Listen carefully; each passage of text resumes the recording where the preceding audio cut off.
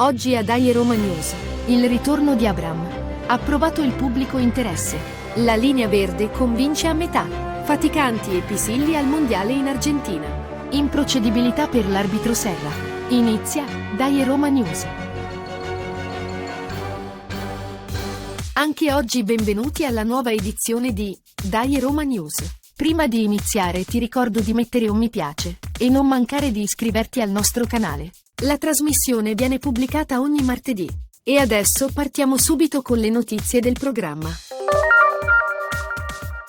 Come sempre iniziamo con il commento. Quoque tu, Roma, figlia mea. Alzi la mano chi durante il primo tempo della partita contro il Bayer Leverkusen non abbia imprecato un centinaio di volte contro Abraham. Non riusciva a prendere una palla. Correva a vuoto. Insomma, stava disputando la solita partita degli ultimi tempi. Poi, dopo gli spogliatoi e il ritorno in campo per il secondo tempo, Tammy ha incominciato una nuova partita.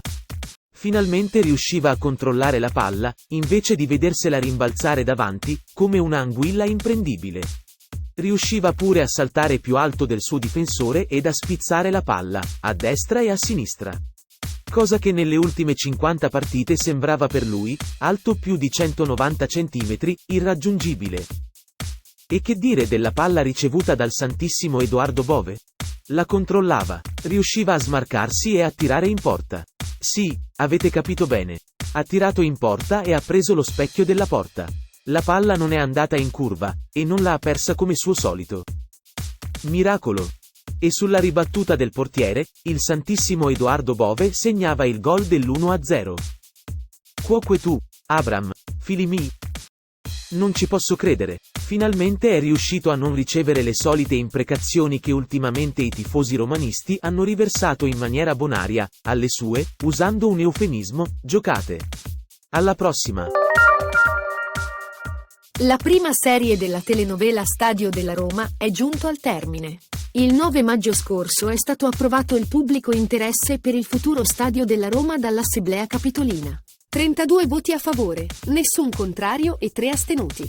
Ora si apre una nuova fase, quella della predisposizione del progetto definitivo sia dell'area interessata dall'opera che dello stadio vero e proprio. Purtroppo è stato inserito un ulteriore passaggio in Assemblea Capitolina dopo la presentazione del progetto definitivo, al fine di verificare che quanto proposto dalla Roma sarà coerente con le prescrizioni appena approvate. Questo per dire, siamo sempre noi politici a dettare i tempi per andare avanti o per prendere ancora tempo.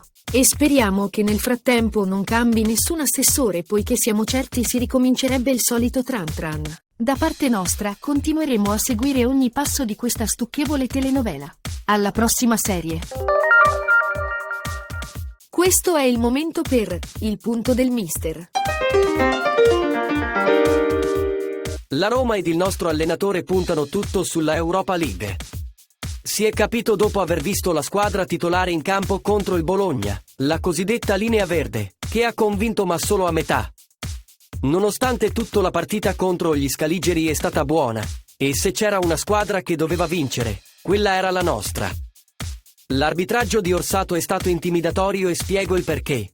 Ci sono stati dei falli contro i nostri giocatori che l'arbitro ha fatto intendere che non avrebbe mai fischiato, e che non aveva intenzione di andarli a rivedere al VAR. Ma il danno, in fatto di arbitri e di punti persi, era stato già fatto 3 partite fa contro il Milan, sempre con Orsato. Quel pareggio subito alla fine, con evidente fallo contro il nostro difensore, ci pone a 2 punti sotto il Milan, mentre dovremmo stare noi un punto sopra. Pensiamo alla partita di giovedì contro il Bayer Leverkusen e prendiamoci la finale. Dai è tutta, Roma. È con grande piacere che riportiamo la notizia della convocazione nella nazionale Under 20 di 2 promettenti giovani giallorossi, Giacomo Faticanti e Niccolò Pisilli.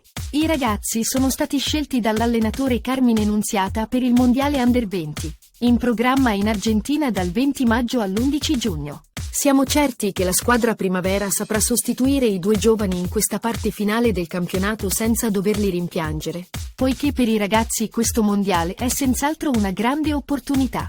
Questo è il messaggio della società. Giacomo Faticanti e Niccolò Pisilli convocati in azzurro per il mondiale Under 20 in Argentina. In bocca al lupo! In conclusione do la parola a Parla Pasquino. È una vergogna. Provo una profonda vergogna. Improcedibile. Questo ha dichiarato il Tribunale Federale Nazionale sull'arbitro Marco Serra. Il motivo? La improcedibilità è stata ratificata perché la Procura Generale dello Sport, che non aveva condiviso l'archiviazione da parte della Procura Federale, si è pronunciata in senso contrario il 17 aprile, quando il termine per il deferimento era scaduto da 2 giorni. Vergogna. Vi ricordo che l'arbitro Serra era stato deferito dalla Procura lo scorso 28 febbraio, quando l'arbitro della sezione di Torino, durante la partita tra Cremonese e Roma, aveva tenuto un comportamento inopportuno, ingiurioso e offensivo contro Mourinho. Capite? La Procura Generale dello Sport si è pronunciata il 17 aprile dopo che il deferimento era stato aperto il 28 febbraio. Quasi 2 mesi, e in più, in ritardo. Vergogna. Questi signori non hanno nemmeno il coraggio di giudicare. Sono peggio di Ponzio Pilato. Sono da denunciare ad una vera procura legale. Sono la feccia dello sport. Vergogna. Voglio concludere con le parole che Mourinho ha pronunciato in proposito al mancato deferimento dicendo: il futuro di Serra non mi dice nulla. Se smette di essere arbitro o diventa un arbitro top e arriva ad arbitrare partite come quella di oggi, per me è indifferente. E con ciò ho detto tutto. E quindi, dai Roma! Siamo in chiusura.